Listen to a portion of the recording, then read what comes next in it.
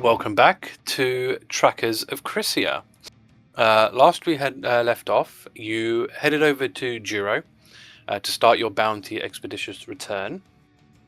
You put some orders in for 3 more diamonds, and Hrugguhl, in his ever-growing wisdom, asked for a flower to be encrusted in gold for reasons.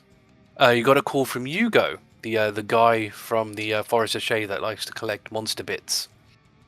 He told you that he's found a way to piggyback off of the guild chest system for you to get parts to him. Yeah, you just need to use a special token that he would provide you.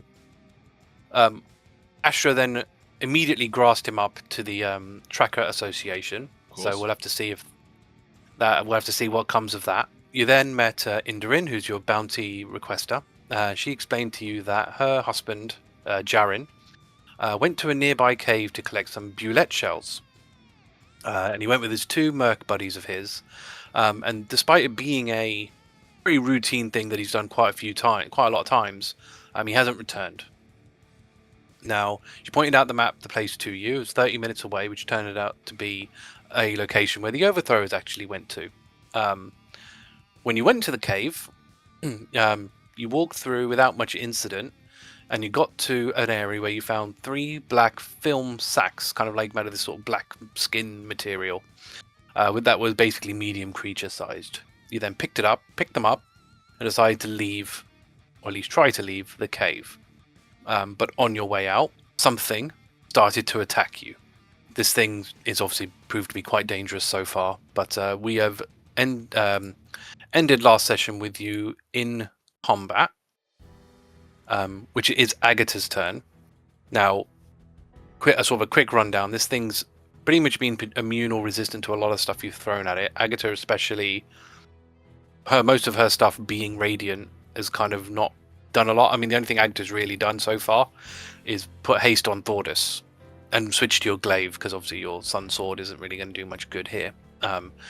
Currently, the creature is prone with the giant scorpion essentially holding it down, so it's actually stuck in that prone position.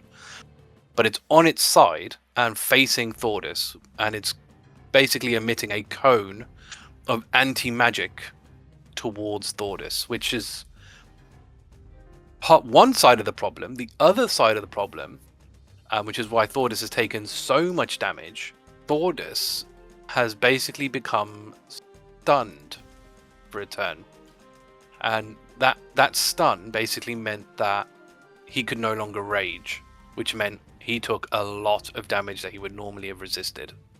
Kind of what's happening. You are now Agata's kind of positioned pretty much right behind it. So, what with it being proned. Have we examined it yet? No. The only thing you really know about it is obviously the anti-magic stuff, and that its claws seem to have these little bird hooks on them, which seem pretty deadly. And I think it's also grappling Thordas, if I remember correctly. This thing's currently grappling Thordas with both arms. Hrugguhl did ask last session whether he could pull Thordas out. I suggested that he didn't do that because of the way the hooks are. They're a bit like shark's teeth. If you pulled Thordas out by force, you'd probably end up flaying him because of just tear him to pieces. And one thing I should also add is this cave is supposed to be full of bulettes. It's their nesting area. When you got here, all the bulettes were dead, recently dead, where they seem to have been torn open and just sort of eaten from the inside. So that's kind of the situation you've been put in. Okay, it doesn't look great. Nope, I can't heal him. So I'm thinking 2 choices are to try necrotic damage on the creature, see if that works any better. Mm-hmm. And I could put a warding bond, or I could put a warding bond on Thordas. If you reckon he's going to die next turn. Did he take all that damage in 1 turn?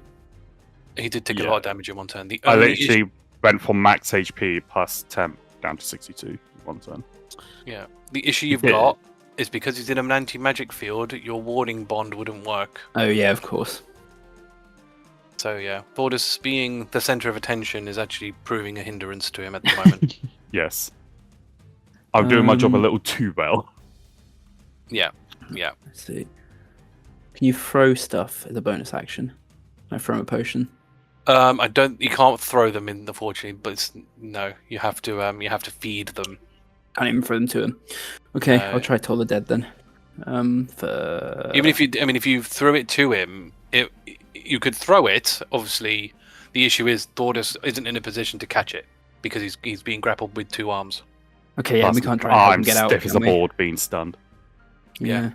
So you could go up to him and feed him a potion. That's not a problem because this potion is a magic item. It's a magic item, so it wouldn't work. Okay, I'll cast Toll the Dead on the creature. So it has to beat a 15 Wisdom save. It fails. So it takes 4 whole damage. How does that seem? Takes no damage. No damage. Okay, we should probably get out.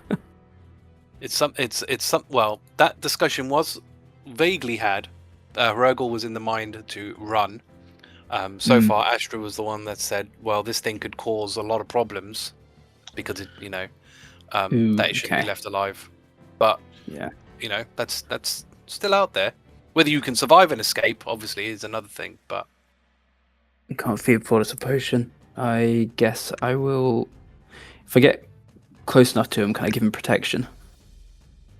Your auras, are they magical auras? I need to be within 5 feet. That's not magical. I don't want to be in the cone. Obviously. Yeah. It doesn't say that it. Yeah, it doesn't say that it's magical. You just says you radiate it. I mean the protection. The protection.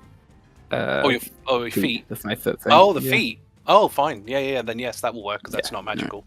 Yes, you can do that. Cool. Take your time. No, I'll do. Yeah. Astra. I could.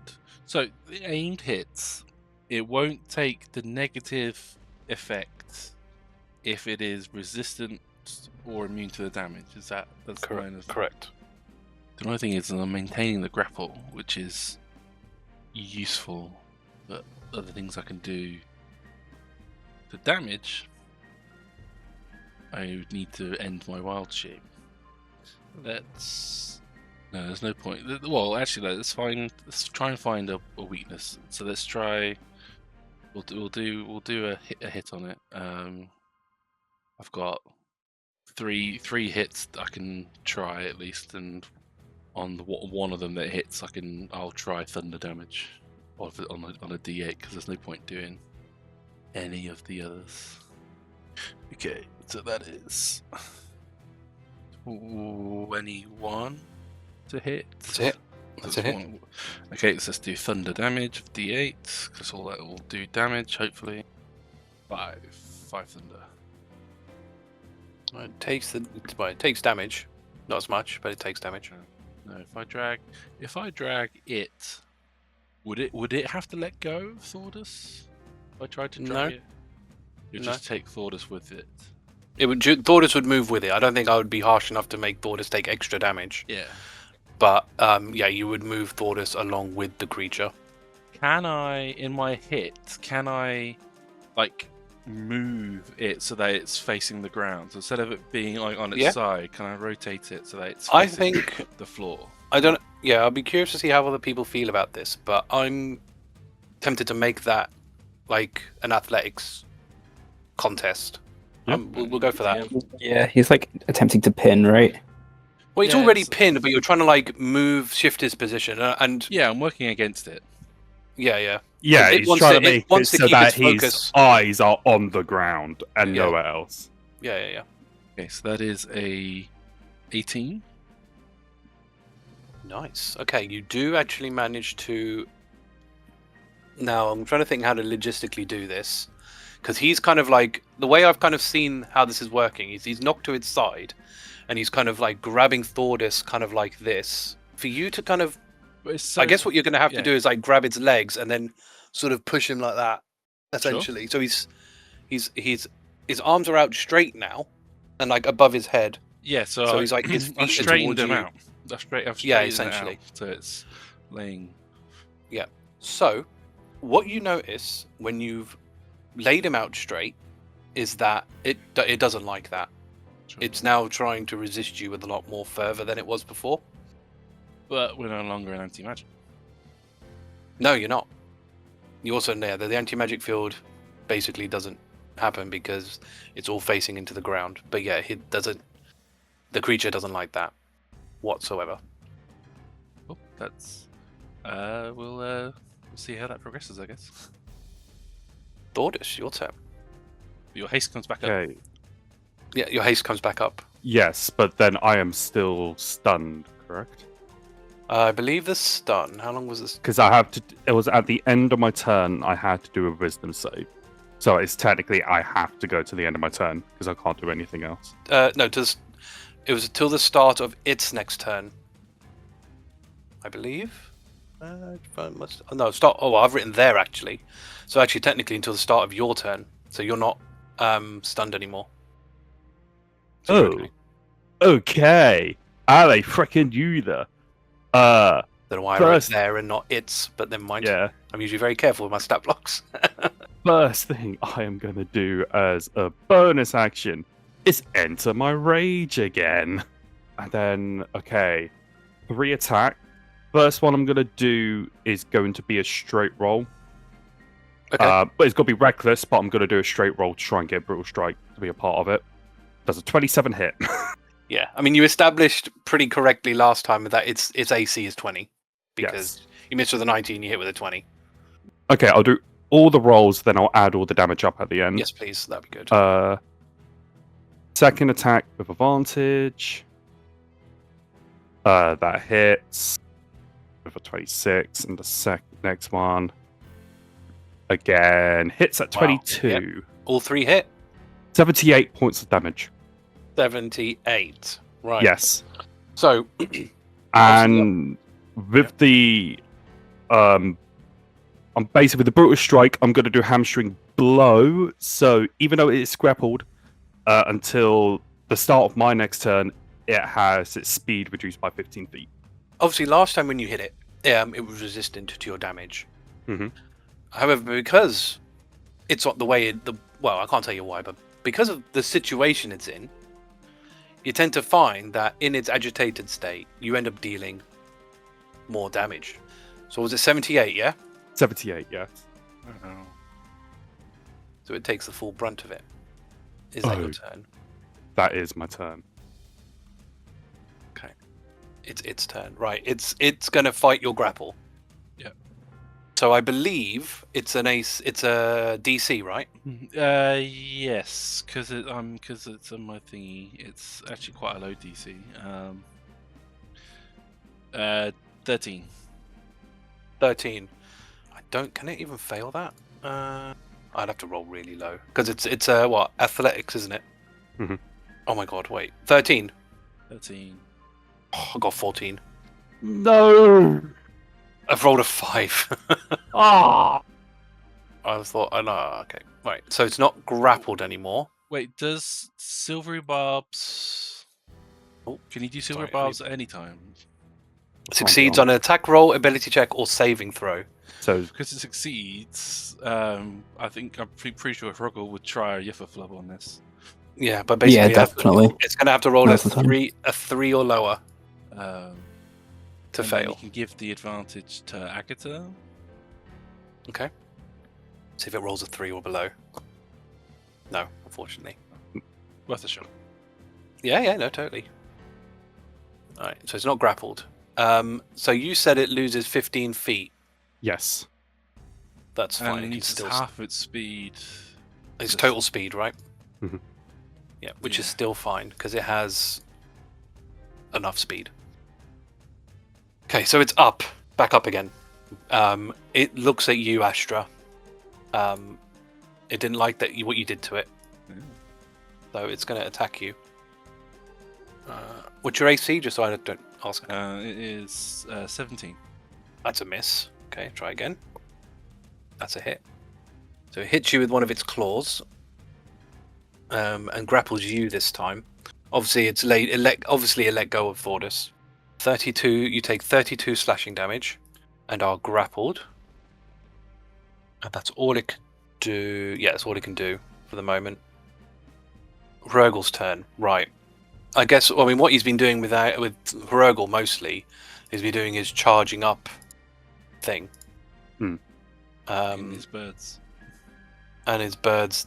Oh, he has to roll stuff, doesn't he, for the The birds? saving throw. I think he fails, so he does take the 3d10 slashing damage, which he will take half of. 11, so half to 5. And then with Tangle, he's been doing a lot of running up. But yeah, move back, Smacking at him. feet, and then charge back in. Yeah, no, that's not going to hit. Like, rolled a 2. So Ugh. that will miss. And I don't think anything else of Tangles is going to be effective. For Hrugguhl, then, I think we'll throw his daggers. Mhm. How many hits did he get now? 3 with his extra attack. Yeah. 2 normal attacks and then 1. Yeah. That one misses. That one misses. That one hits.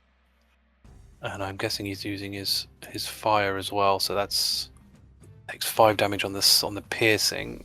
And how much fire is he doing? Has he cast Hunter's Mark on it? Mm, No, he's concentrating. No, on because he's animals concentrating on the as well. crows. yeah. Where's his gauntlets? His gauntlets do 1d6 fire damage. Let's do that. Every little bit helps. 6. Minus 3. Agata, it's your turn. Now you've seen a plan here, potentially. Yeah, do we want to pin him? Well, I should heal Thordas first, right? You're pretty low. Yeah. He's badly injured. Yes. Yeah. Just a wee bit. Yeah. Tis but a scratch. Yeah, because fortunately it's facing Astra now, so Yeah. you're in the clear. Let's give you a second level heal. Oh, that's bad. Oh my goodness. Wow.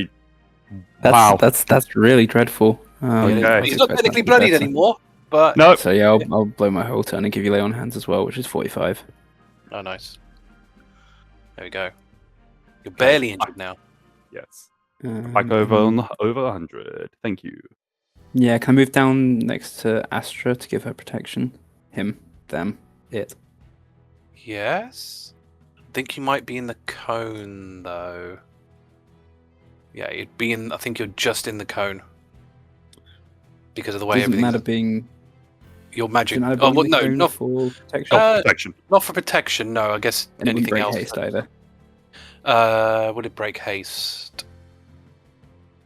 It might. Well, it's because Because I'm the spell is casting effect haste. on me. He's just concentrating on it.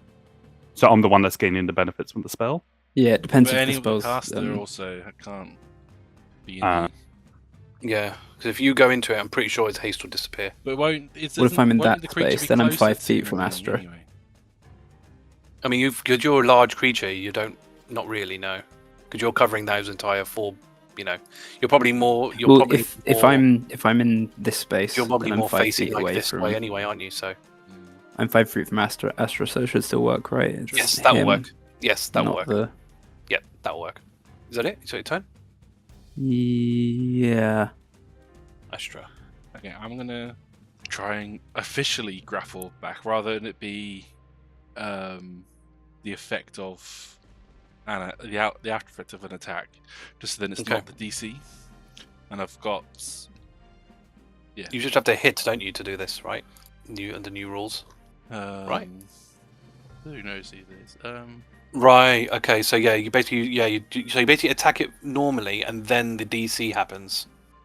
I think the advantage of you using, so the DC happens regardless. But I think if you have like an attack that says "and now they are grappled," you bypass it, which is what his one Yeah. does.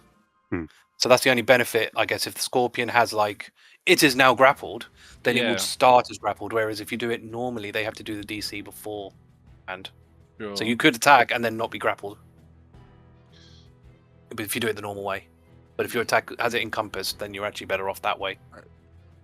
Sure. Which I imagine your Scorpion The does. Scorpion, that's how I grapple them in the first place, using the claws. Yes. So yeah, so in this instance then, your claw is better than... Even though the DC's crap. I mean, yeah, I mean, the DC is based on your form, so even if you attacked as the Scorpion, the DC would be the same, right? Would it? Because it's based on its strength, isn't it? Oh, it's the strength of the... Yeah, because it's the strength of the Because it's based on the strength of the scorpion, isn't it? That's how the DC works. The DC, yes, it is based. It's 8 plus strength plus proficiency. Yeah. So, which is +5 in your case. So 8 plus 5, which is if you actually. So the only difference is if you went down, it would be 8 plus 6. So you're actually better off doing it as Astra rather than as the Scorpion. But then you've got checks. It's a balancing act, right? But I could do so if I don't. But he would be definitely grappled. This is the main thing, right? He'd be definitely grappled and have to spend his turn getting out of it. True. Whereas if you attacked, he can do it there and then as part of the attack. But I can also do better. I'm more likely to do other damage because I can use my Moonsicle. Well, it's facing you, remember? I know, but yeah, screw it. This is it's a pain in the ass, Sonny. Sorry, but these combats. You're not sorry at all. I'm not sorry at all. No. It's the sort of thing. If we could get him onto the ground again, I might have a way to be able to just keep him pinned down. Well, this is it, right? It's just the wrong person was grappling him. I think was your, is it? But the thing is, if he's grappled already, I guess it wouldn't take much for Thordas to just reapply, right? Yeah, I guess we could try and restrain instead. Like it's the next step up, then grapple. Okay, so that's. Do I get advantage to attack because of? Why? Is it so pissed He's off? facing you. But yeah, but it's so annoyed. He's not anymore. Well, he's not. No, not anymore. Flanking? No. Not when he's in front. Not when you're right in front of him. No. So it isn't like those rules. No, I hate those rules. I hate flanking rules. I love flanking rules. Okay, so that's that's a 20. Okay. That's I'll do D8. So what's the other one? Lightning. Anyway, that's for 5 for lightning. Okay, takes half of that. Great. But now it's grappled, and so it's only grappling me. So I'm actually going to take it with me because I can move. I can take it with me further in, pull it in. So it's actually slightly further away from everybody. It costs me more movement, but that doesn't really matter. I think it's like double the movement, isn't it, to do that? It's like an extra. Yeah, essentially it's double. Yeah. Or extra 5 feet of movement or whatever, But that's fine. Yeah. That's fine. I mean, you've not moved. It doesn't matter. It's not going to be like your whole movement. So No, it's I'm just moving moving further down to stay. Yeah. It's a bit more. But because you forced the move, Thordas doesn't get an opportunity attack. Correct. Mhm. Cool. But yeah, but it's a bit less condensy for. Everyone. Cool. All right. Say it. Keep weighing on this thing. Thordas. Do you want me to try and pin it to the ground, or do you want me to just go ham on it? Ham. Okay. Yeah, you stick with damage and we'll try and pin it. Okay, so did we didn't do any. We did force damage on it, right? And it did nothing. No, we did half. Yeah, Oh. resistant. Oh, okay. So as a bonus action, I am going to activate my Eldritch Claw tattoo. Okay. So now I add another D6 force, but Okay. it's all halved. That is fine. Mhm. Let me get. And I am just going to do the exact same thing as last time. First attack being straight, but with the reckless, and so on and so forth. Yeah. That hits. Yeah. Advantage. Again, hits. Final attack. Man, All what would you guys hits. do without Thordas? 62. 62. Oh, 62 add 64. 64. So it would take half of that, so 32. And that is me.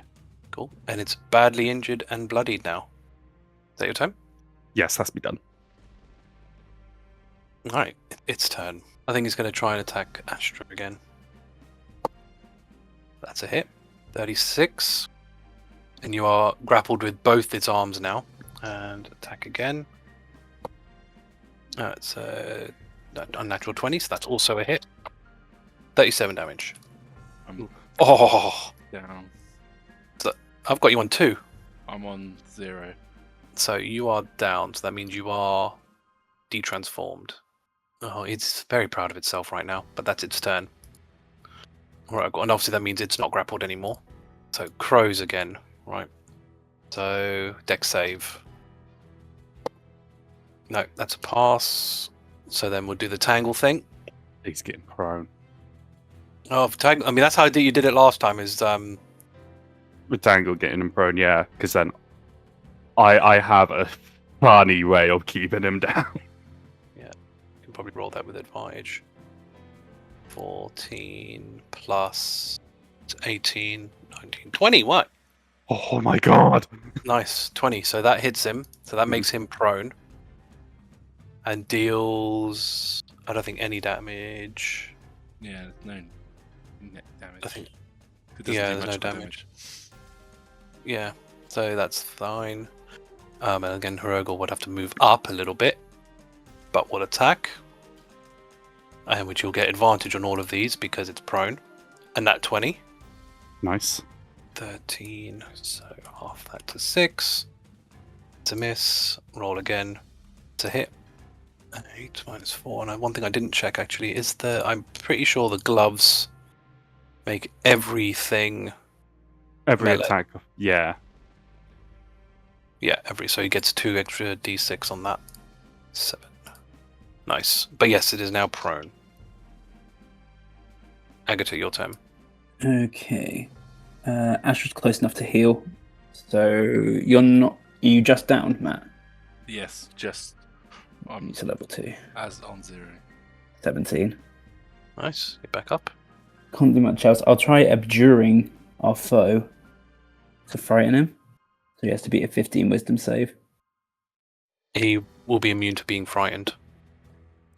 He's immune. Yeah, he can't be frightened. Okay. Alright. That's it then. Right, Astra, you are back up. Hooray! Well, prone, but yeah. Okay, order of operations is important. I assume he's standing up. Yeah. Do I try and heal? Or do just wild shape back? I'll get some temp HP back and then we can try and force a restrain. My cave bear's much stronger, so that's probably better. Okay, so I'm going to wild shape into my cave bear. And transform what shape? I'll get 27 temp HP, and then we will try and restrain. So basically, it's gonna try and belly flop. Like essentially like the equivalent of a bear hug on it, but like effectively laying on it to pin it down. Cool. I mean, well, it's grapple rules, right? So you're gonna have to roll an attack to do that. I mean, you get advantage because it's on the floor. Okay, so that's 17 base plus a lot with the bear. So Yep. So that's you've got it. So then we have to roll. It has to roll to try and escape. What's your thing now?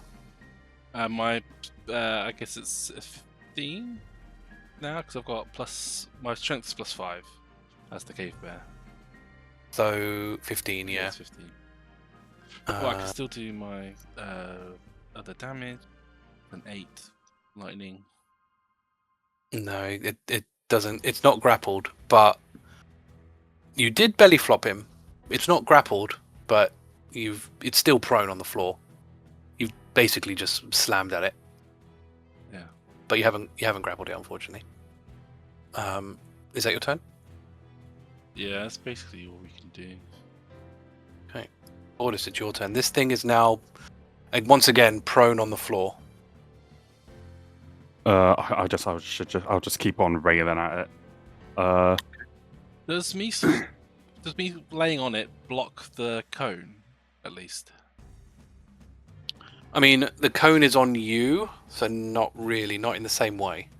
But like, does it prevent? Does it getting past me? Is what I'm saying. No, not as such. No, I mean, some people can walk behind you. Yeah. If that's what you're asking. Sure. So, the anti-magic isn't being in effect essentially at the moment. In a way.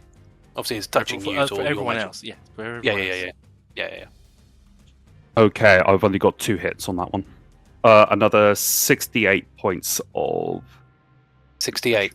Yes. So 34. Getting there. Yeah, I'm trying to think. Do I stand on top of it and grow large? And basically pin it down using my weight? That's what I'm trying to do as the bear, so... It's just because then it won't technically be working, because I'm technically not trying to grapple it. I'm basically trying to stand on top of it and use my mass. Still It doesn't... It doesn't work that way. Yeah, No. mechanically it doesn't work that way, unfortunately. No, that's fine. So, I mean, because the thing is, I imagine you can also imagine, like, if you're large, you can just stand up between your legs, sort of thing. It's not stopping. It's because I was gonna be using my legs to step on it, but yeah, D&D's not sophisticated enough for that. No, damn you, D&D. That's fine. No. Well, if you took your action to do like a grapple, then you could have. Yeah, that's fine. No, it was better for me to do damage. That is be done then. Okay. Right, its turn. It will stand up. I reckon it will go for Thordas again, because Thordas is the one that keeps hurting it.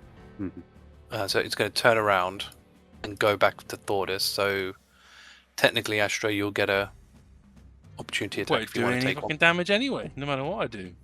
That's fair. Right. Thordas. Let's see if I can. See if I can hit you. My AC is 18 because of him looking at me. Oh, that one hits you then. But you're raging now, so this. Yes, and then also for my first reaction, or also Stone Endurance that. Okay, cool. Take away 10.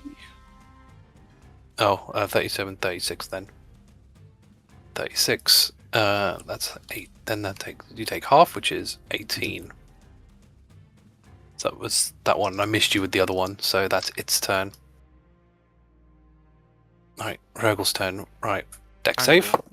Tangle first. You want to do tangle first? Get all the operations right, because if it's then it means the deck save more likely to succeed. Right, that's a miss by the looks of things. But Beyond does not like tangle. But I believe it's failed the deck save on the birds. So 3d10 slashing, which is 21 to 10. And then all of Hrugguhl's attacks, which are straight rolls. 1 hit. 2nd hit. Yep. There we go. And then 3rd hit. And that one's a miss, so 2d6 of fire. Agata, we're back to you. I mean, Astra's looking pretty beat up still. I can heal on my own turn if I need to. Might be best to heal. Or what? Are we trying to get its head in the floor again? How did we break through the resistance last time? Was it because it was pinned on its belly? Yeah, he wasn't looking at any of us. He was flustered. Wasn't looking at any of us, so we could get something over his head if we have a bag. Or can I assist in the pin? Otherwise, I'll just heal. We don't have him pinned. He is up. We don't have him restrained or pinned. Nope. Don't you have the shield bash thing that could have a potential of him going prone? I can get him prone, yeah, if I hit him. Okay. But hitting him means I don't heal Astra. Are you okay? That's fine. He's looking at me now, so magic can... they can handle themselves. I'll put my oath on him and get advantage on trying to hit him with my glaive. That's a miss on the first attack. And hit on the second attack. Damage is 12. And then he has to beat a 15 strength save. Fails. Nice. And then he goes prone. He is now prone again. This thing is meeting the floor quite often. They become good friends. Yeah.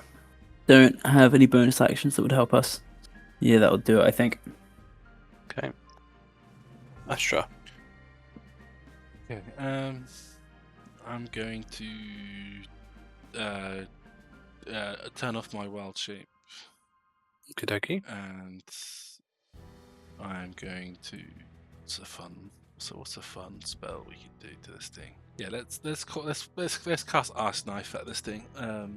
Arse knife. Ice Knife. Oh, ice knife. I said arse knife off the. Okay, I know Well, he's going to be aiming for that booty. He's gonna be aiming for that booty. I know. I got some custom names, but it's not that custom. Ice knife. Ice knife. Okay. Who's going to take damage from that? Thordas, Tangle, and Agata. But that's only a bit of cold, isn't it? So it's just a single it target. explodes. Each creature within 5 feet of it must succeed at Dex save or take 2d6 cold damage, because the ice knife explodes. Okay. Yeah, so you guys are barely. It's fine. So, but we can take it. We can take it. Okay, Yeah, that's it's a 27. That's a hit. It takes 1d10 piercing damage. Yeah, so then it's 5, then 5d6 cold. So let's add this all together. That's 30 total damage. 30. Yeah, I assume the cold and piercing is out here. Yep. 30 total. So for Thordas and Agata, you can roll a Dex save. If you beat a 17, you don't take the that damage. Otherwise, you do. Nope, I failed. What was the cold damage specifically? Oh, the cold damage. So I also failed. 22 was the cold damage. 22. So you will take 22 damage of cold. So Oh dear. I've got a mass cure wounds I can do next. So don't worry. That's what I wasn't Wait. too fast. I just need to check something quickly. Just want to get your slots worth. Oh. Tangle dies.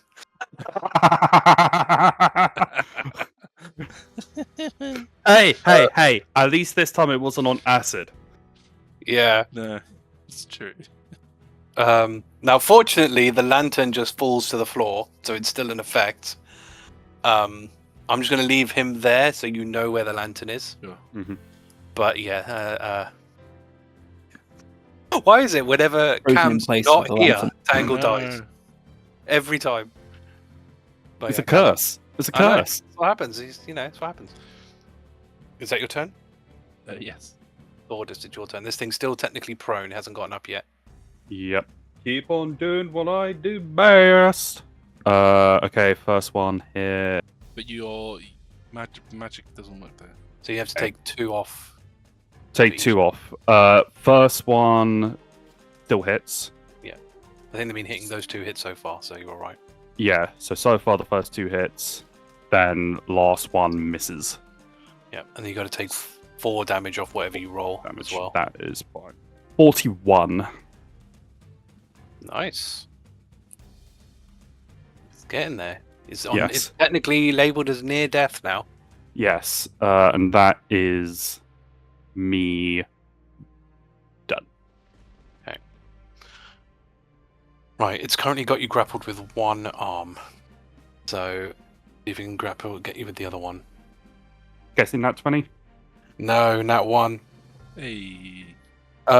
Get that fucking hand off me, bitch. So basically, when it goes to swipe, because bearing in mind it's prone, right? Mhm. So it's like grabbed you with one, and it's trying to frantically like get you with the other. He hurts himself. No. Aw. So not only does he not grapple you anymore, as he ends up falling on his front. Nice. So now he's still he's not grappled, he's just prone, Mm-hmm. but he is now on its front. His arms are laid out because he's fallen. Right. Hrugguhl's turn. Fucking everyone go fucking ham on this bitch. Yeah. So prone, does he get I haven't been doing this, but does he get disadvantage to dex saves when he's prone? He doesn't, does he? No. No, he doesn't. That's really weird. You figured he would do. That's just fine. Attack rolls, oh. Yeah, it's weird. Alright, fine. Passes the dex save. So he doesn't take that damage. I will now have to roll all of these again with advantage. It's a hit. And that is straight damage. Oh, it's a nat 20. Okay. Let's go. That's 11. So that's 3d6 I've got to remember. 4d6. Well, didn't really do much in the end. Alright, that was Hrugguhl's damage. Agata.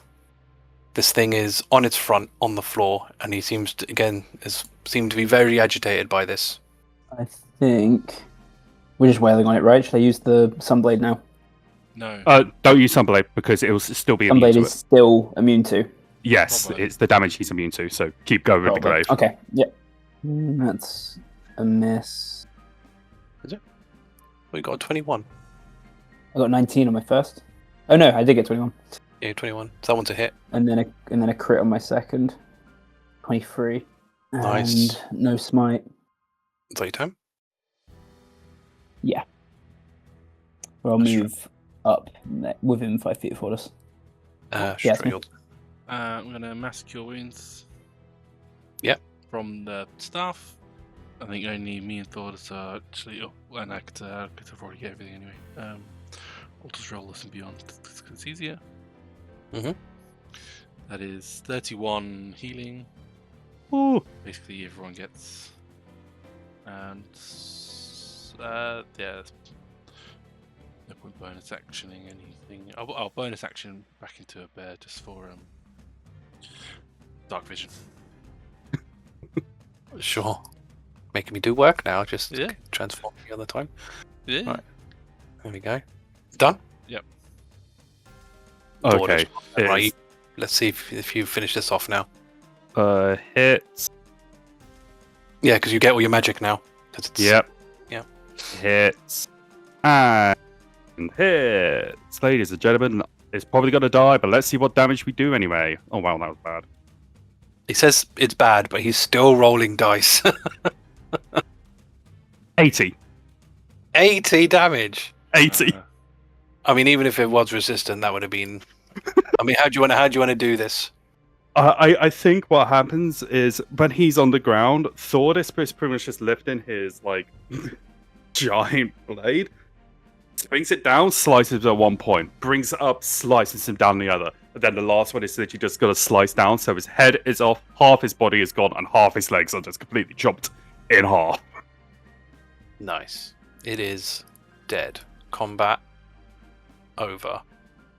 As it dies, you can see this sort of this magical darkness that was enveloping it, and almost like it was emanating from its body, just sort of explodes. It doesn't deal any damage or anything, but it just sort of explodes out as the magic sort of disappears. Oddly enough, as this happens, stuff just flies out of it, like random shit. Most prominently is obviously all Bulette guts and all sorts. But all this other random crap like shoes and swords and shields and, claws and heads and all this stuff just kind of flying out of this damn thing like someone ruptured a bag of holding or whatever, and it all just comes flying out, fills the area of just junk. This whole section, probably let's see, can I draw a ruler on here? Anything magical? Pretty much all this section here, like this good 5x5. 10x10 or whatever, is just covered in crap right now. That has just exploded out of this thing. But yes, it is dead. Congratulations, you didn't die. It was close. I was close. Yeah. No matter how hard I try, I still can't kill Thordas. Thanks, guys. Yeah, what would you like to do? You did subsequently drop all the sacks. The film sacks. Yeah, we'll collect them back up. Okay. And take the head with us. Okay. So, yeah. The swirly stomach thing is gone as well. That's all dissipated now. All is just a hollow space. Yeah, then the head. Your arcana, I'm sure, is high enough to surmise that that's what exploded essentially. Yeah, we'll take Do we want to check to see if these are actually the people and not just three random bodies? You did not open them. That's true. That's the thing. I mean, Hrugguhl, that's where my that thing came from. Yeah, but you never know. Someone might have jacked their clothes and thought this would just open up all the... You've got a knife, haven't you? Pretty sure Yeah, you've got a knife. Bulette knife. You got the Bulette knife. You could use that. Yep. It's probably the safer option actually with the hooked part. But basically, you open up two of them and you find the two mercenaries who are dead. Basically, looks like of suffocation. As you open the last one, though, you do see Jaren, and he is as you opened it, he is gasping for air. So it looks like he's not totally dead. He's very he doesn't look great. I'll put him here. He doesn't look good. He must have been in that thing for quite a while. He is very obviously his image is pretty well kept, but he is very scrawny, very blue in the face. He's not in a good way. I can cast Cure Wounds on him. Okay. As a second. Are you staying in your bear form? Yeah, I can cast Cure Wounds. No, I'm just thinking that you're just a big bear trying to. Yeah, touch him. That's fine. I didn't see what that roll was. That's 15. That's it. Healing. 15. Yep. As you do that, it gets a bit more colour in him. For sure. Are you okay? You okay? Oh, and he just gets he's obviously very frightened of you and sort of backs. It's okay. He's a friend. He's a friend. He is a friend. We're trackers. Your wife sent us to get you. Can you roll persuasion for me, please? Persuasion. Oh boy, here we go. Hey, dirty 20. Nice. All right. His breathing, which was obviously pretty panicked, starts to kind of calm down as he sort of scans you, apart from the bear, and sees the tracker insignias in all of you. The bear. I'm afraid. The bear is a druid. He's one of our. He is our Astra. leader. Nice to meet you. We're doing our best friendly faces. How long's it been? I've been in the. What's happening? What? We can explain. We've been sent to get you by your wife. We've got you. Sadly, your mercenary friends sadly did not make it. But good news is you're alive. We should just get out of here and get you to safety as quickly as humanly possible. Yes. Yeah. Definitely. I can't. I need to get back and just not. I've had enough of it here. And he's struggling. I mean, obviously you've healed him, but it's not going to stop you from dying of starvation, sort of thing. I will carry him. Yeah, that's good. Right, hop on my back. We'll get some fresh air in your lungs. I mean, he will struggle to get on top of you. I will assist. I can lay flat and. I mean, between you and Thor, if Thordas puts him on, onto you, but he is essentially going to be dead weight. He's not going to be able to hold on to you. So obviously, as long as you go slowly. Thordas is going to be nearby. Keep making sure he doesn't fall. Cool. You can lay down. Yeah. All right then. And then what's the plan? Are you heading straight back to town, or yeah?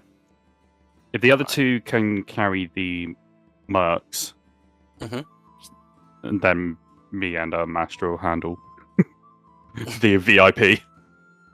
Yeah, that should be okay. Because, like I said, they're long, scrawny now, so they shouldn't be too difficult to carry. I think it was a human and a dwarf. Dragon? Or something. I think it was a human and dwarf. I think I can't remember. Yeah. Annoyingly, I did say them, but I didn't write them down, which is a bit silly. But there you go. Unfortunately, it seems all the bullets are dead, so you need to find. If you ever do your resourcing again, you need to find a different cave. Oh, that's unfortunate. It's the only known one. We're gonna have to come back and harvest them all, and hope that's enough until they find another. And then he just sort of falls asleep on you. But yeah, you do manage to get back to Juro.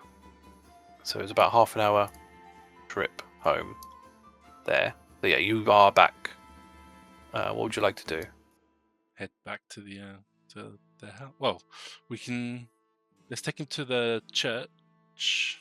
They can heal him, and then we can send for his Well, the church will charge you, but what you can do. Sure, they will charge him. him. VR money. Yeah. They'll charge. I mean, they can afford it. His wife's rich, so that'll be fine. Yeah, we'll send for his. Yeah, I mean the church Thordas can go down and grab her. the church will recognize him, so they know who to charge it to. And you know the bounty requester and everything. All they'll know. Yeah. So that'd be fine. I mean that won't take them very long to do. Granted, what they're doing is mostly magical based healing. Obviously, malnourishment and all that stuff is still going to have to. Oh, restoration and stuff can. Doesn't really help with that as such. It's not going to put food in your stomach, but it's going to stop him from being his immediate death's door. He's still going to need lots of rest and food and drink and stuff to get him back. But the church will at least get him back to full health, and I just said, getting rid of any like asphyxiation and everything else that he had going on, or whatever, suffocation. Once he's back, I take it you're taking him back to Indurin. Yeah, she can meet at the church. Oh yeah, okay, that's fair. Yeah, you can Yeah, call her. Thordas would have got down and get her Yeah. as they're doing their healing mumbo jumbo. No, that's fine. And Indurin basically just comes bursting through the door. Once she's gotten your call, you can tell that she just sprinted her way over here. And she ain't no sprint chicken as well. That's. But where is he? He's here. He's here. So she comes running. Oh dear, how are you feeling? Are you okay? Anything happened to you? Are you injured? Or have you lost everything? And she's checking him over. Frantic panic. The head person of the church, where is the church? A male half-orc. He's fine. We've healed him up. You just need to feed him and get him rest, and he'll be fine. There's no bits of him missing. You're okay. Oh, that's good. Please, can we take him home, and we can do your other business there? She's addressing you guys, by the way. Sure. Right. She basically will instruct probably Thordas, because Thordas is the one probably doing most of the carrying, to put him in his bed. She'll quickly whip him up some food, something very quick and easy. So that will fill his tummy, probably porridge or something. To at least get something in him.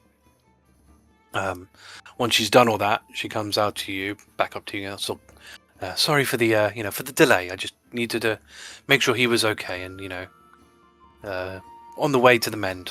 But thank you for finding him. I'm glad he was he's okay. How was were his friends okay? No. Thordas just shakes his head. Oh, does he know that? Shakes his head. Maybe not. Maybe the trauma of the event may not remind him of it, but you're probably worth giving him a nudge. Yeah, when he's back up to full strength, I'll let him know. But for now, yes, you're right. I should kind of let him focus on the getting better rather than the trauma of his event. I mean, what happened? Did the Bullets get him? No. Nope. No. Some other creature must have been there a little while and wiped out all the Bullets and seemed to attack your husband and his friends and was putting them in a sack of some kind to save them for later, I think. Oh. Well, that's horrible. I hope. Well, I mean, as long as he's okay, I guess that was the main thing. And thank you for bringing him back in one piece and all alive. I'm greatly indebted to you all. I obviously I will mark your bounty as a success, and for bringing him back. And she kind of goes around her counter, and she hands you this sack. I want you to have this as you brought him back safely. So he hands, I guess, Thordas the sack, because technically you were carrying him. Oh boy! So, oh no! So it depends what you want to do with the sack. Thordas will definitely behold a bit once they're out the building. Immediately, just give it a dash. So yeah, but yes, if you ever need anything from us, then please do let us know. Sure. I can't repay you enough. Well, thank you. Glad to return safe and sound. Yes, thank you. I'll be sure to suggest that he hires more mercenaries next time he does anything like this. Don't want to risk losing him again. No. So yeah, she will show you out. Oh, Thordas, you can give back the knife. Yeah, he'll bring out the knife and place it on the table. Yes, thank you. That's yes, that will be useful. It's always good to have spares of these things. Mm-hmm. As They you work can pretty good, pretty efficient. Oh yes, they are. They apparently use this tool in the olden days, as they say. So that's just they proved useful then. So it kind of makes sense they prove useful now, I suppose. Mm-hmm. But yes, like I said, it's I'm glad that you were the ones to help us out. Yeah, I mean, if it took any longer, he may not have come back. Yes, definitely. I'm like I said, I'm glad you saw to it quickly. Is there anything else you need from us? Do well. Good luck. You too. Cool. As we head out, I'm gonna check what's in the bag first before handing it to. Okay. All right. When you look in the bag, you see a potion in there, and some gems in there. I'm just assuming you're just sort of peeking it. Yeah, a peek. Once he sees the potion and the gems, the potion is enough just to. There you go. You look. So Astra, are you taking a proper look at these things? I assume. Sure. While we're on our way to the Tracas Emporium. Cool. All right. What you see is, well, it looks like one of your healing potions, but it looks Better. bigger. Yeah, it looks better. You're not sure how much better because you've not really used potions higher than the ones you've got, but it certainly looks better. One of them you definitely recognize it's a diamond. Not too dissimilar to the diamonds that you get. Actually, slightly better than the diamonds that you get from that you've been requisitioning. It's a much better quality. It's not as a good cut, but it's a bigger diamond. Sure. How much? You'd have to get it appraised, but the Tracas Emporium will do that for you. Sure. You get 2 blue gems, and you've got 1 green gem. Again, I don't really think Astra's very knowledgeable on all the different types of gems. Emeralds and sapphires and rubies. Most likely, yeah. Well, yeah. If that's the extent, then yeah, you got 2 sapphires and an emerald, basically. But I don't think you would know what they were worth. Sure. You're going to the Tracas Emporium then. Yeah. Mm-hmm. So the Tracas Emporium here. Road. Road. Good old place. But this is the one we frequent the most so far. You do seem to come back here quite often, yeah. Right. So yeah, you enter this place, and the very familiar female halfling greets you. Oh, Tracas of Crisia. Yeah. Welcome again. That's us. Yep.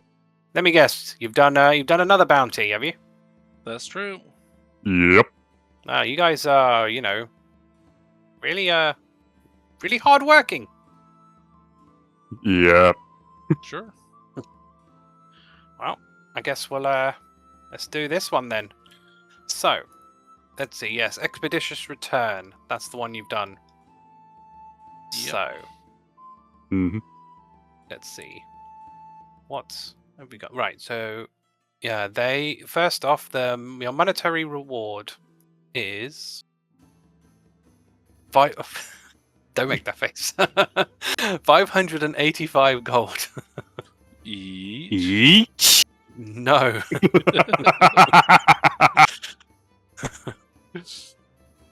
Secretly, Sunny just writes, every time we say each, the boss gets 10 extra HP at the end of the campaign. You know what? Don't tempt me. Consequences, right? Consequences. Hashtag consequences. Yeah, exactly. Right. So you get that. Well, it looks like you again. Well, I think I mentioned it to you before. Your position on the leaderboard sort of fluctuates. You're still at 6th, basically, at the end of it. You kind of went down and then up again, but as is the way of the board. In an hour. Yeah. People take bounties all the time. I mean, the bounties that most likely were there when you last looked at it are probably all gone by now. All right, and then XP-wise, you gain 10,500 XP. That is each. Yes, that one is each. Yes. Yeah. Thanks. 10,500.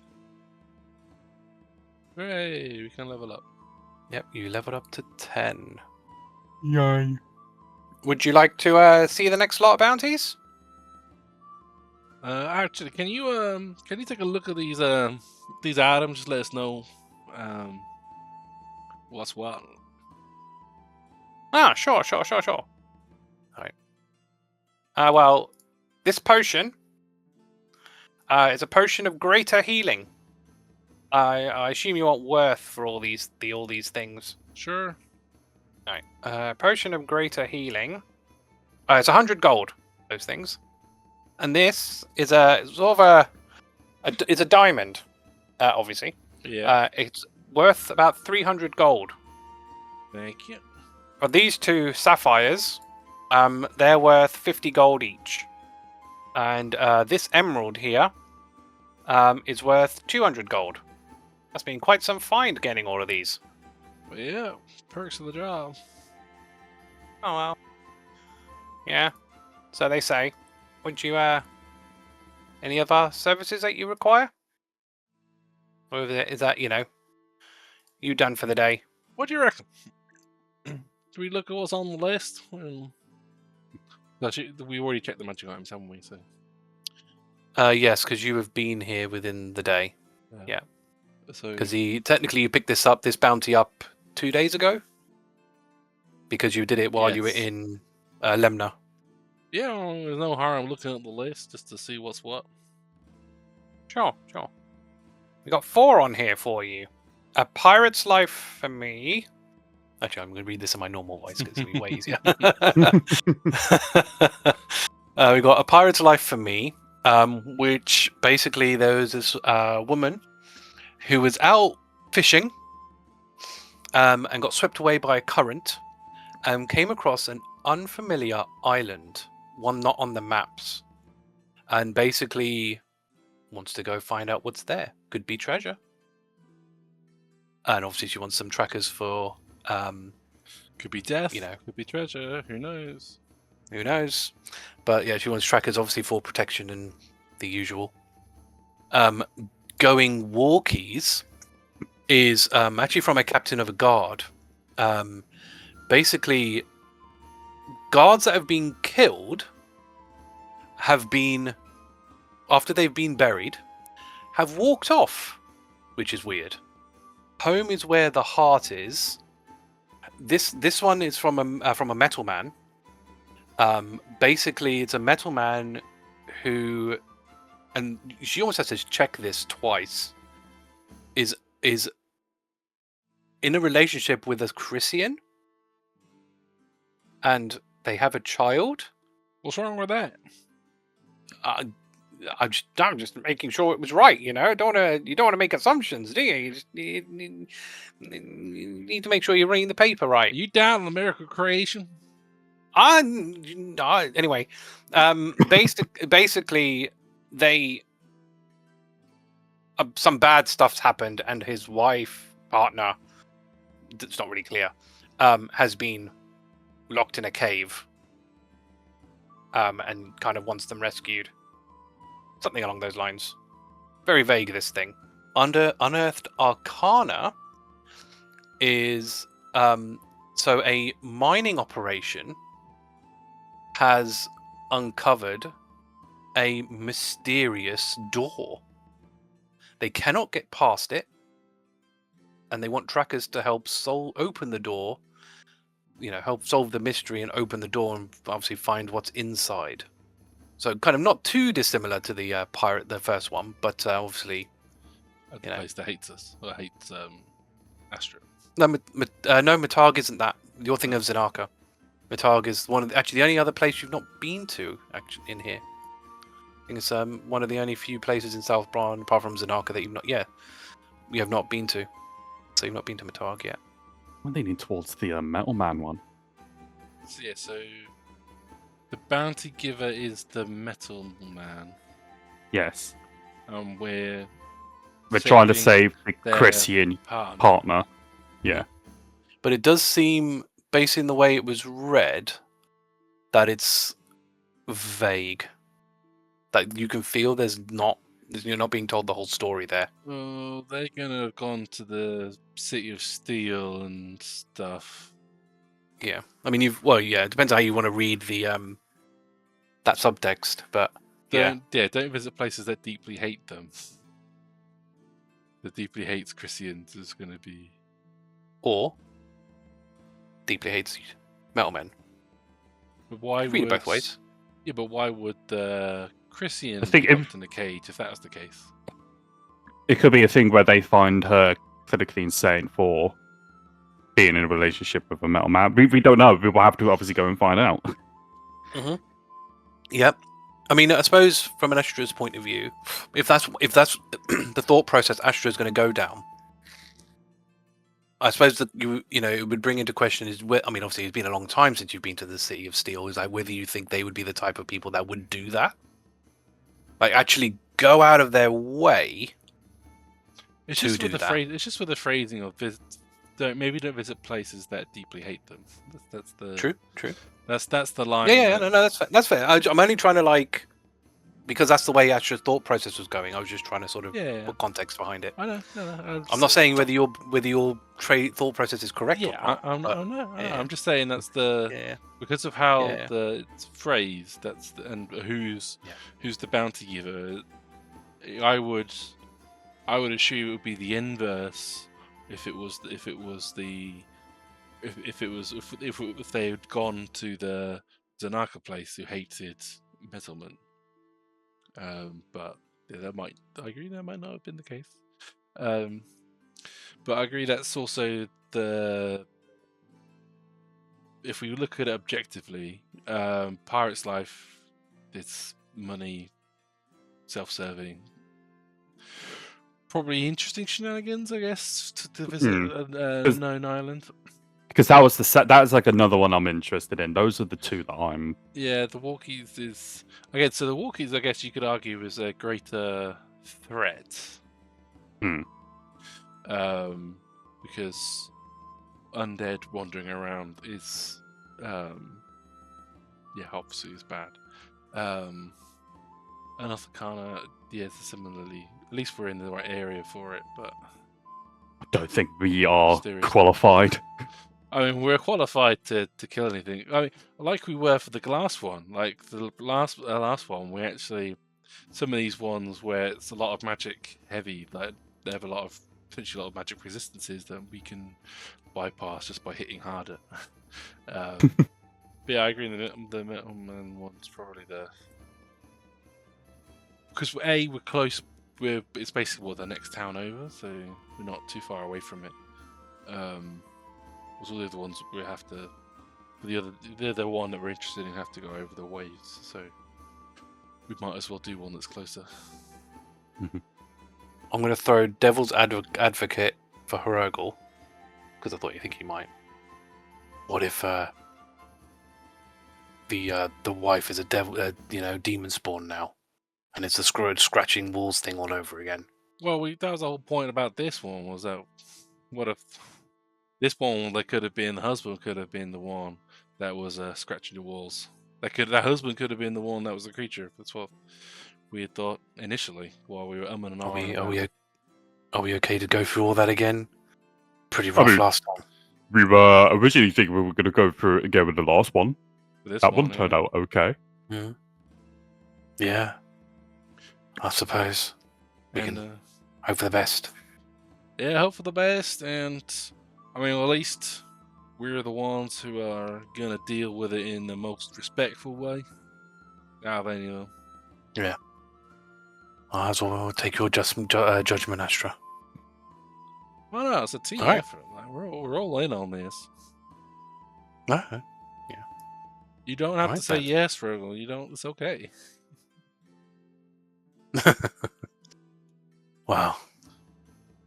It's but you're right. If it's it can only we should promote these kind of relationships, not and we are as you said, we are probably the most understanding in this particular situation. We know what it's like to be judged upon.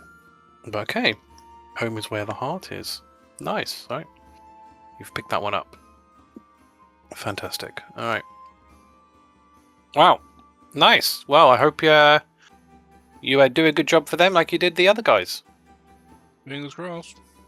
Well, I hope to see you again soon. Yeah, we'll All see. the best. So yeah, you're coming up to about noon.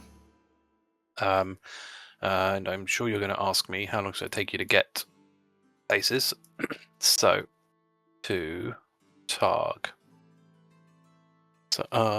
So on foot, it's about 4.5-ish days. By horse, it's just over 2 days. And how much would it cost by teleport? By teleport, 32 gold each. No, not each. No. Just a little over 100 gold. Also, actually saying that, you can't teleport. You've not been to Matarg yet. No, it's Winelva. Oh, sorry. Yeah, Oh, it's Benelva. sorry. I was looking at the wrong one. Okay, sorry. That's I my was bad. going to say that the horse time sounded too long. Yeah. Sorry, it's me. Yeah, Winelva. Sorry, that's my bad. Hang on. Let me do that again properly this time. To Winelva. Yep. So okay, oh yeah, that's way shorter. So on foot, it will take you just under 2 days. It will take you pretty much 1 day on horse, and that teleport is 21 gold. So what? For 82? Each? 21 each, yes. So yeah, what, 82 for the lot of you? Which isn't too bad.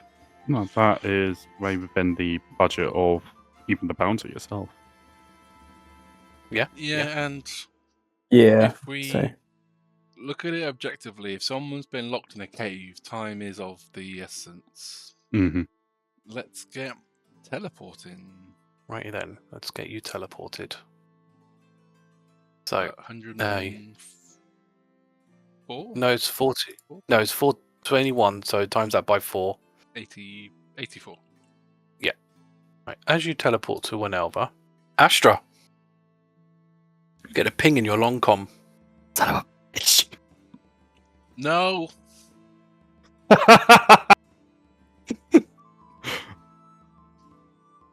What? Are you declining the call? I'm answering it by saying no. Every time!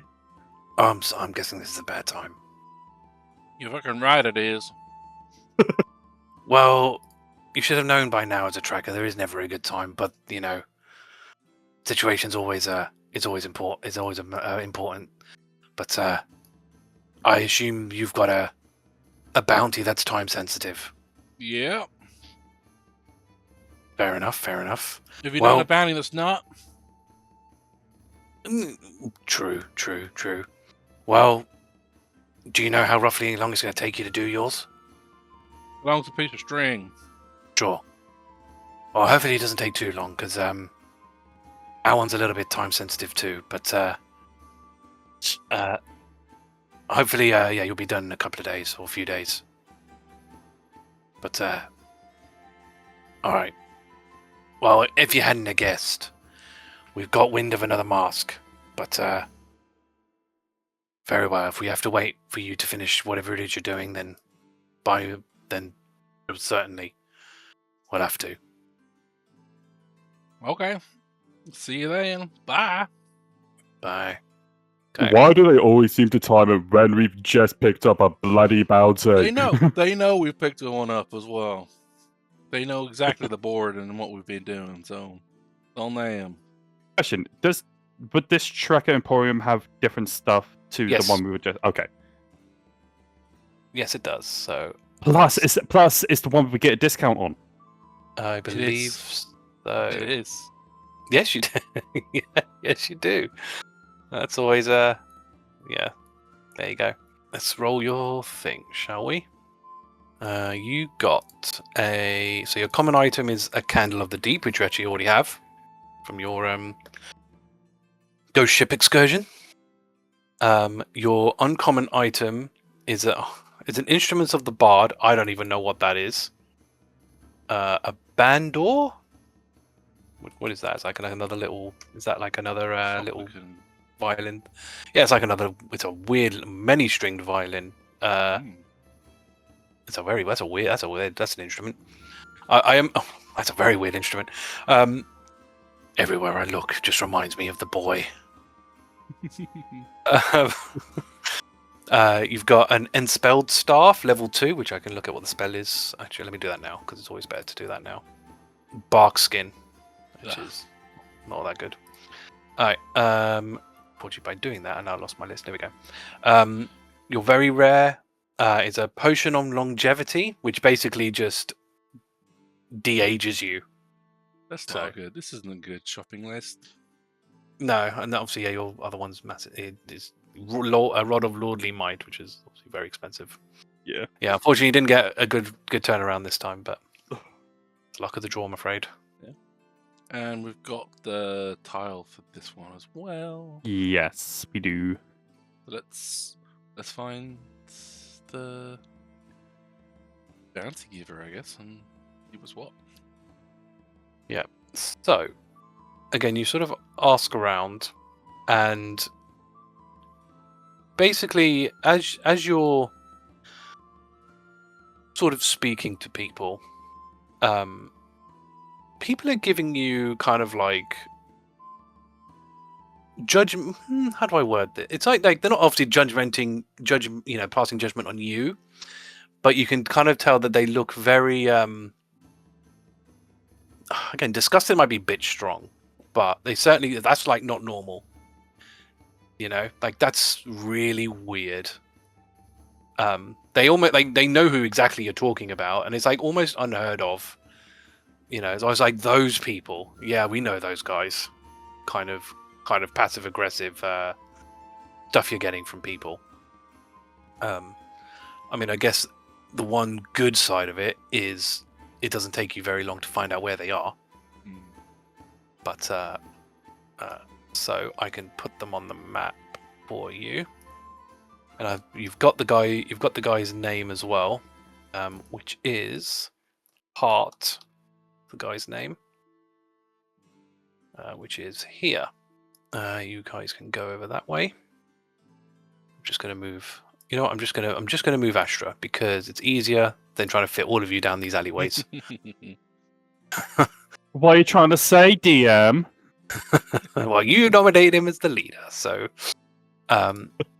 as you get there, you knock on the door, and you're greeted by a metal man, which I can show you the art for. Now I know how to do this.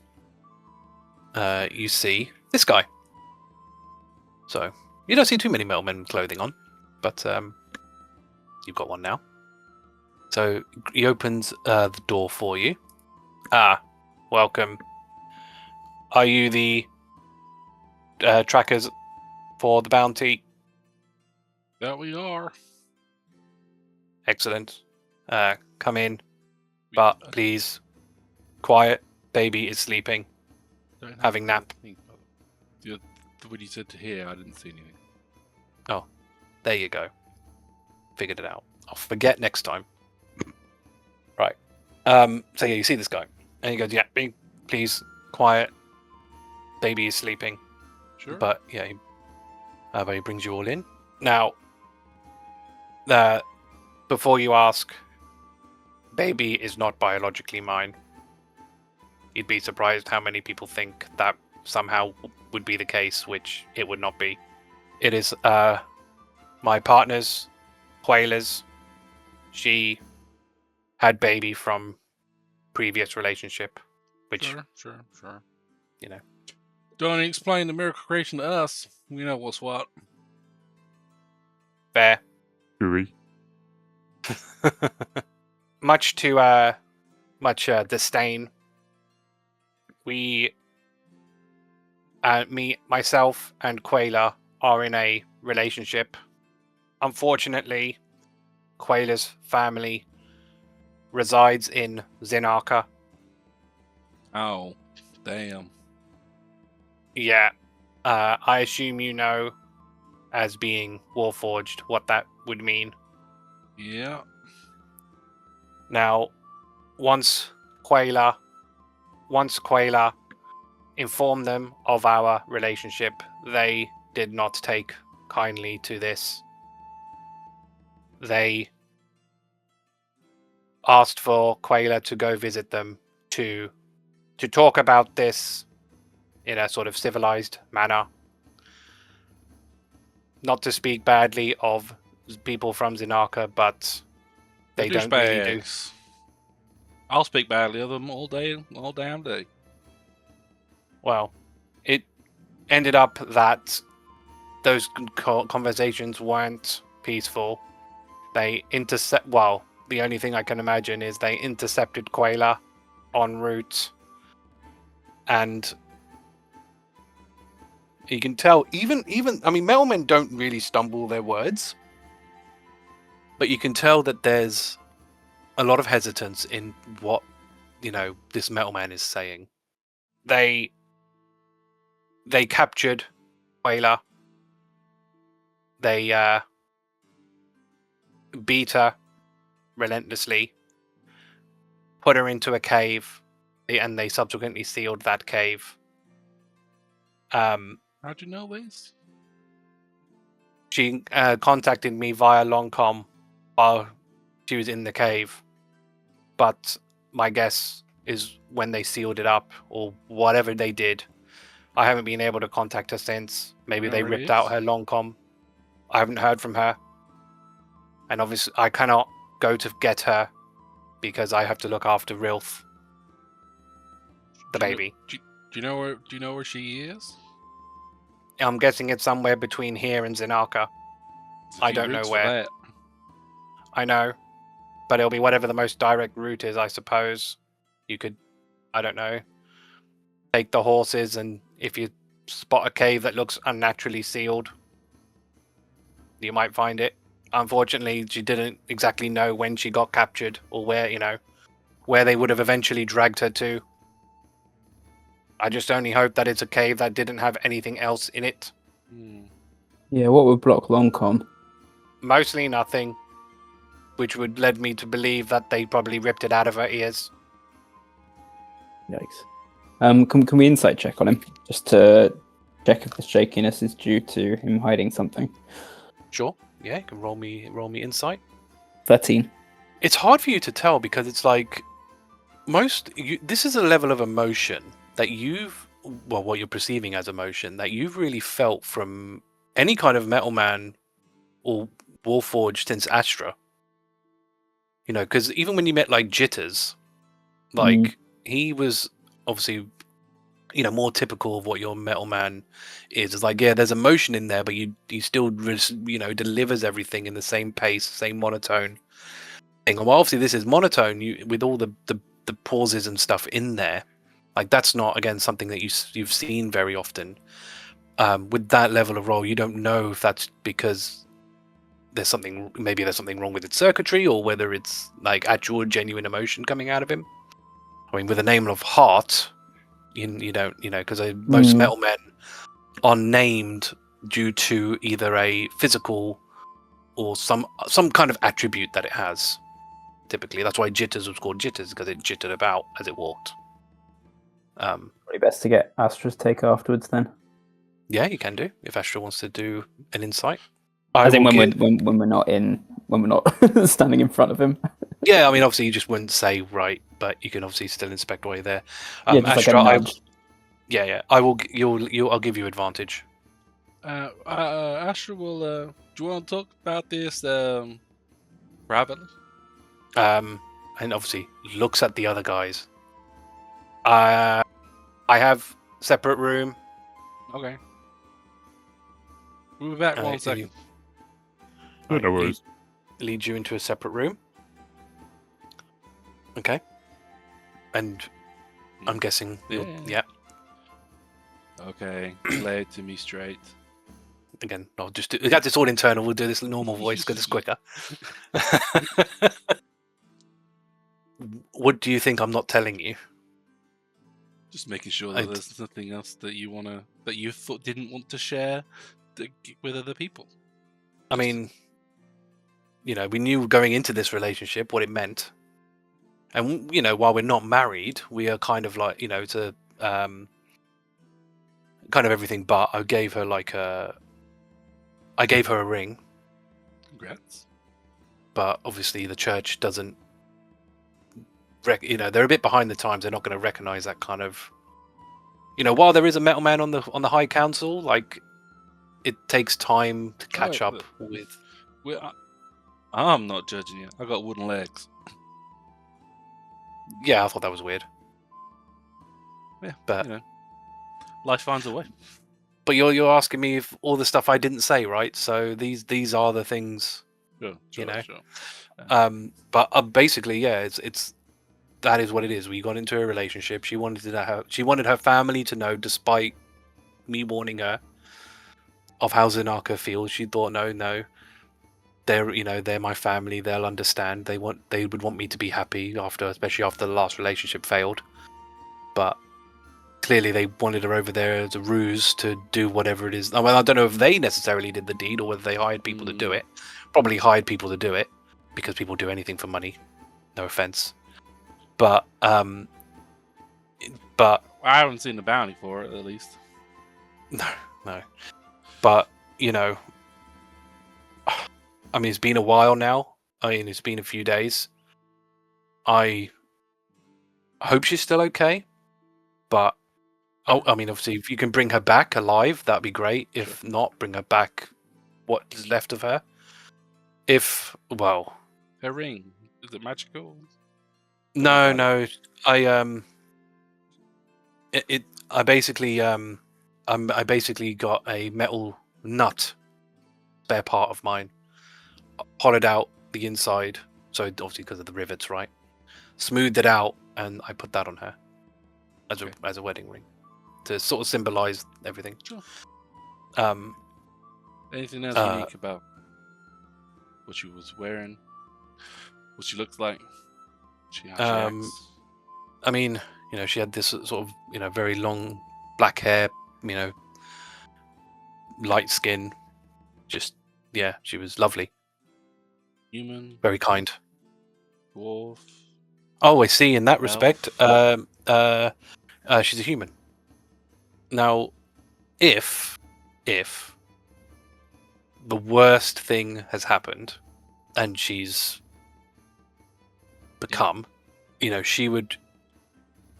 Well, she would have want to be put out of, of course, her misery. But I'm hoping it doesn't come to that. Us too. But I just don't want you to feel like hesitant in anything. I understand. Okay. We'll do our best. Thank you. Oh, and obviously, if you do bring her back as a body or various worse for wears, just contact me separately. I'd rather Rilf didn't. I mean, granted, he's very young, but I'd rather he didn't see that. Yeah, there's not, like I said, there's not much else I can really give you. That's okay.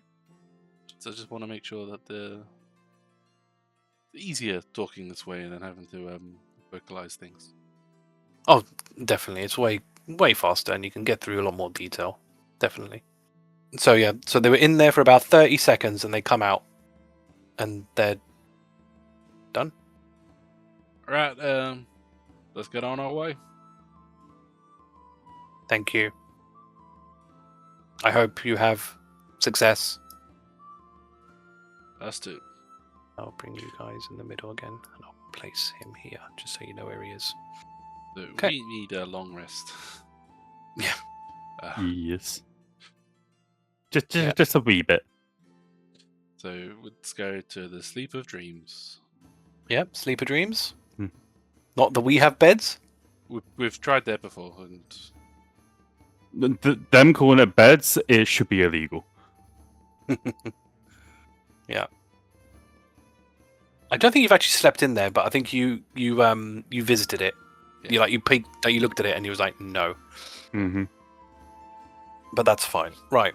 So yeah, you go to the Sleep of Dreams. So soft violin music plays in the background. You know, candlelit. Everything's candlelit. This is where you could choose the firmness of your beds. I think we have slept here before. You have slept. Sleep of Dreams. You've definitely slept at before. Yeah. 2 rounds, please. now- Yep. So that will cost you 35 gold each. So 70 gold. Yep. Is there anything you want to do in the night?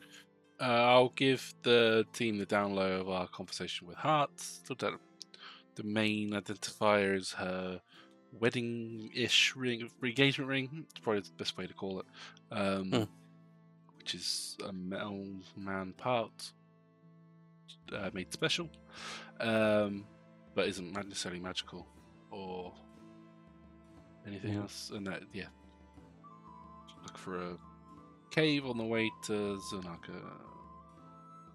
Would Hart have the exact same ring on him? It's just in case I don't know. Hrugguhl would be able to do it for the stone, just in case locate object could be a possibility. I've got another spell I can use instead. Oh, Yes. new spell. Who New dis? spell who dis. So I've got a spell called Talk on the. I call it Talk on the Wild Side.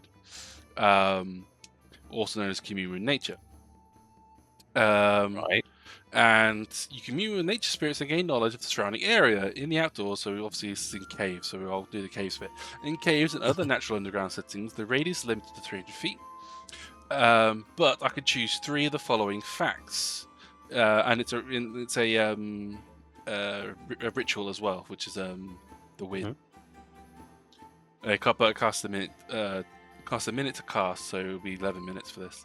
I could choose 3 things: location of settlements, location of portals, location of 1 challenge rating 10 plus creature, DM's choice, that's celestial, elemental, fey, fiend, or undead. The most prevalent kind of material, and location of bodies of water, which might allow us to find this person. So that's my fine. current plan. Otherwise, obviously we've got the fey special, and then I've also got say hello to my bigger friend. I can conjure elemental, which they can also help to search for stuff. So is there anything you wanted to do during this long rest? Not personally.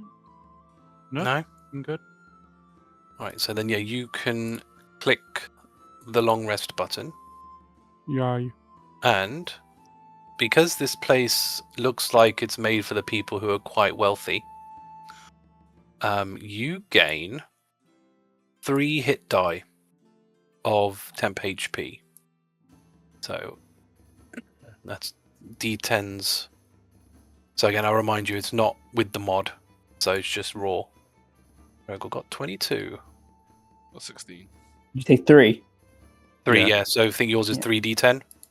I love how I have the highest number of die, but I am going to have the lowest temp hit points. Like you need it. Look, I like having big number. Well, I think with Astra, like him resting in places is almost pointless. This is pointless because it doesn't, he wild shapes and it overrides it anyway. So it does a little bit, but I mean, I could wait to wild shape in some circumstances. Yeah, potentially. Because some of my spells, I basically need to prepare. I've got some things I need to prepare to maintain my concentration, and then I can wild shape. Because I can only cast so many spells, only a smaller subset of spells while in wild shape. Yeah, especially as your spell pool, I suppose, gets bigger, right? proportion of spells gets smaller that you can actually cast. Makes sense? So yes, you take your long rest, so you make it till the next day. So you hit the next morning. I suppose technically it's another day. So you could do Tracker, then go. yeah. Go on. Okay. Goodness, be good, Why be good, not? be good, be good, be good. So your common item is a dread helm, which doesn't do anything apart from when you wear it, your eyes glow red and your whole face is hidden. So it's just pretty much pure ominous look, which is 45 gold. Your uncommon item is boots of elven kind, which means while worn, your steps don't make a sound, and which means you gain an advantage to stealth checks on moving silently, which could be helpful on those of you who have disadvantage to stealth, potentially, because it will obviously help you negate that, which I'm pretty sure is Agata and Astra, because I think because of your armors you get disadvantage to stealthing, so potentially a way to counteract that, possibly. Holy shit! Sword of Sharpness. Yeah, we'll get to that. Yeah, your rare item is a Mace of Disruption, which if you hit a fiend or an undead with it, they take an extra 2d6 radiant damage.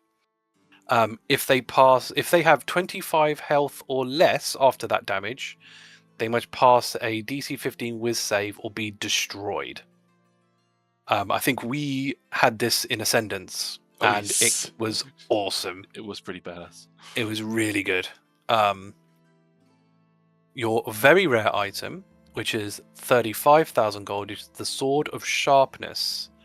Now, when you hit an object with this sword, oh no, that's an object, to be fair, so that doesn't factor into creatures, but you would deal max damage to an object.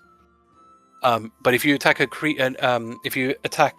creature and basically hit a nat 20, you deal an additional 14 slashing damage, and the creature gets a level of exhaustion, which I'm pretty sure in these rules, it's slightly different now, is you gain, I think you lose 2 to every d20 test. Yes. Yeah, your speed reduces by 5 as well. Yeah. So it can stack up. I mean, obviously, losing, especially with my rolls, them losing 2 could actually. I mean, you remember how much Bane used to used to annoy me.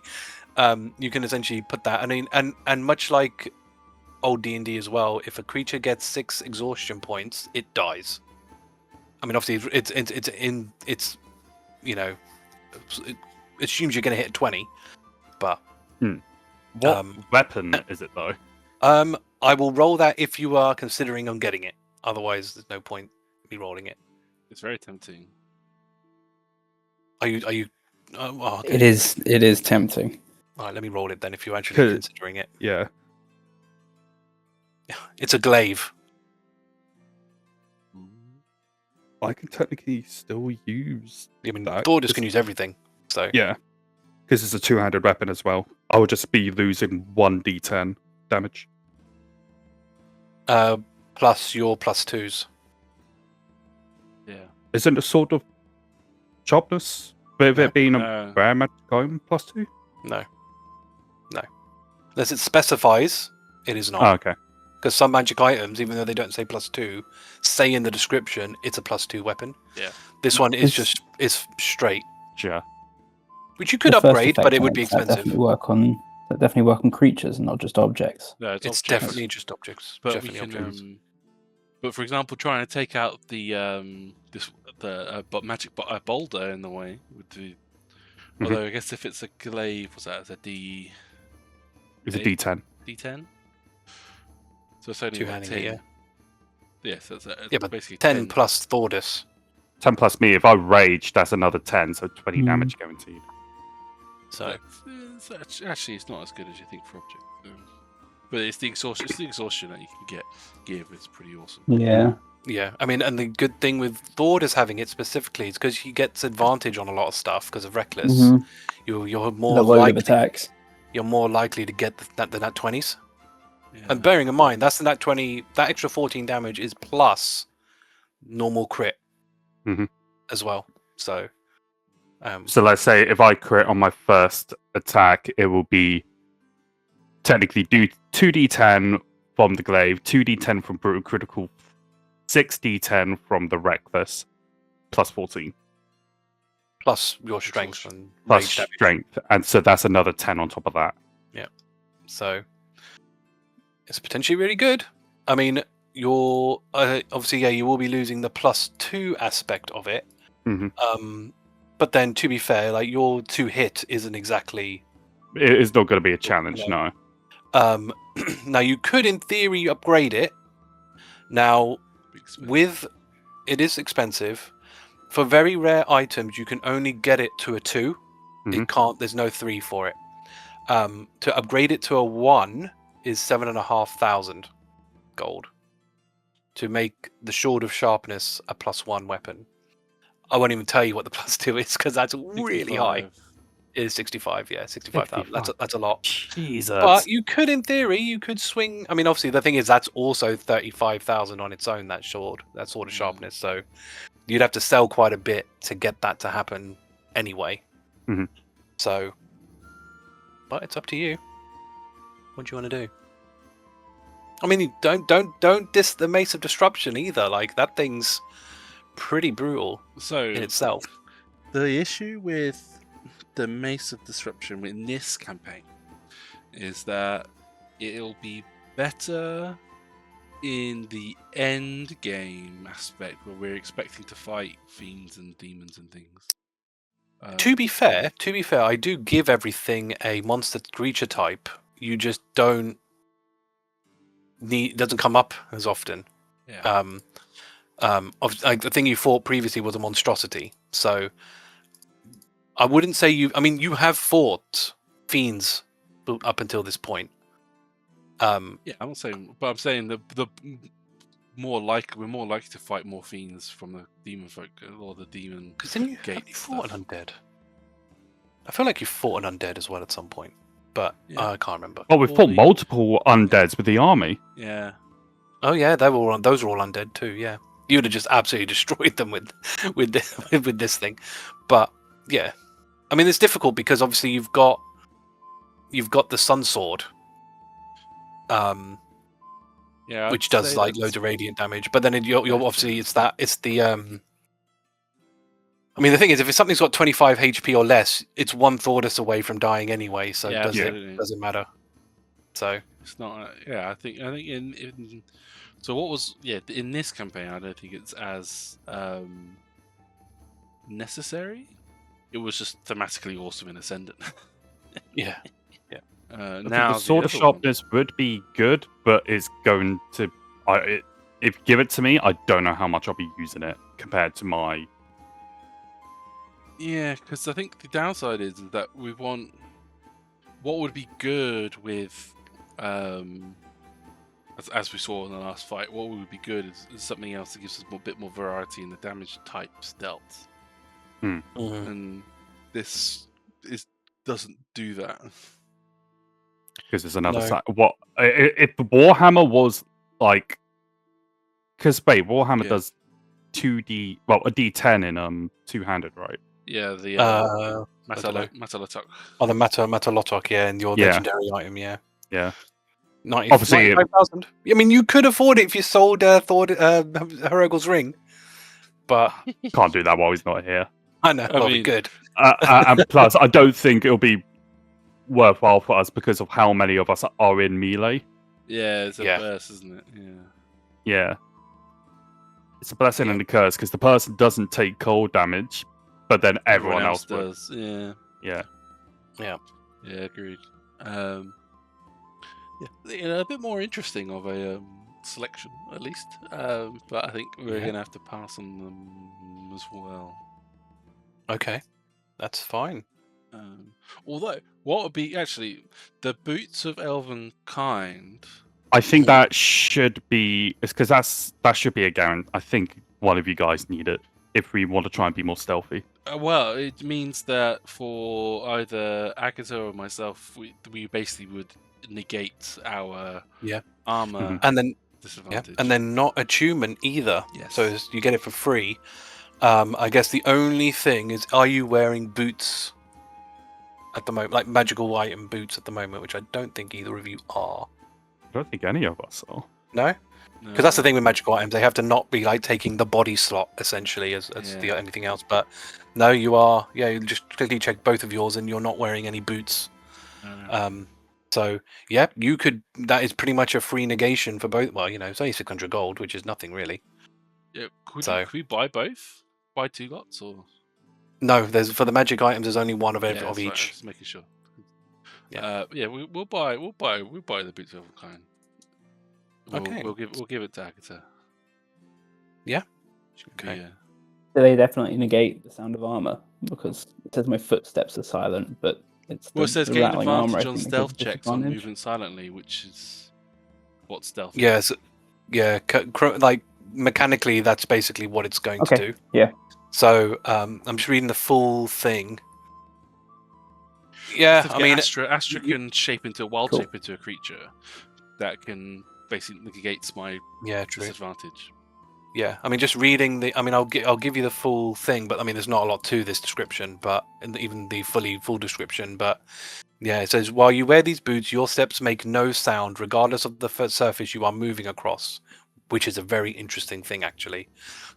You also have advantage on dexterity stealth checks. That one bit, regardless of the surface you are moving across, actually helps a lot more because. Remember when you took on the big bird and there was those pools of water? Yes. Like stealthing across the pools of water was actually quite difficult because obviously the innate splashing you would make. Mhm. This would actually negate even that. So, very handy items. But yeah, I can just quickly add that to your list. Yeah, Boots of Elven Kind. We'll give it to Agata. Yep, to Agata. And Thank those you. are 600 gold. That's a guaranteed win for us. Yeah. Yep. I've added that to Agata's sheet and equipped it to her. Interestingly, obviously, when you now look at stealth, it says advantage/disadvantage, so you just have to take the straight roll. But yeah, interesting. At least it's important. At least it's good that it tells you both ways. Yeah, exactly. Just in case, But nice, very good. Is there any? So yeah, in terms of what I'll do is also show you the region of South Bron. So, so obviously Duro, where you are. Oh no, you're not. You're in Winalva. Sorry, did not move. Haven't moved this yet. There you go. So that what you're looking for is somewhere between where you are and Zinarka up here. Now, pathing wise, how do I draw a free line here? That's what You're probably doing. Yes, you've done it perfect. That is pretty much the straightest path, and that is the path that everybody takes when they're going to Zinarka. So there's a pretty high chance that what you're looking for is either on that line or on a slight offshoot off that line, potentially. So if I remember, she went to Zinarka and then was meant to be coming back. On the way to Zinarka. On the way, okay. Yeah, she was on the way to Zinarka. It sounds like, I mean, because he's basing this off a very panicked and probably emotional long-com message. That sounds like it was cut very abruptly. Yeah. But between the two, so we should have asked what transportation she took, so we can ask how many days. How many days has it been? She went. Well, go back and ask.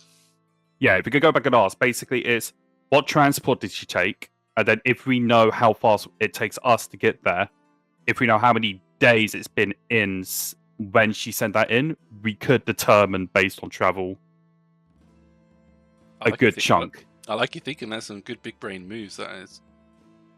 Because if it takes, let's say, do we know how long it takes for us to travel if we go by horse? Because we can presume she went by horse. Takes By foot. It's like we can. obviously, once we check out, we'll know the distance from both. Yeah, so I can tell you that now quickly. On foot, it would take just over 6.5 days to get from Winelva to Zanaka. On draft horse, which is the horses, it's just over 3 days. It could be then we can use our experience, because obviously we never traveled to Zanaka ourselves, but what we can do, we can just from, okay, they took horse and it took 2.5 days, we could go by our experience. That first day we don't have to really worry about searching. Second day we should really search, and then if it gets to the third day and we can't find it, then obviously we've gone wrong somewhere. Yeah, I like your thinking. Next time on Trackers of Crisia, where is Quayla? And what state is she going to be in when the team finds her? Let's find out next time on Trackers of Crisia.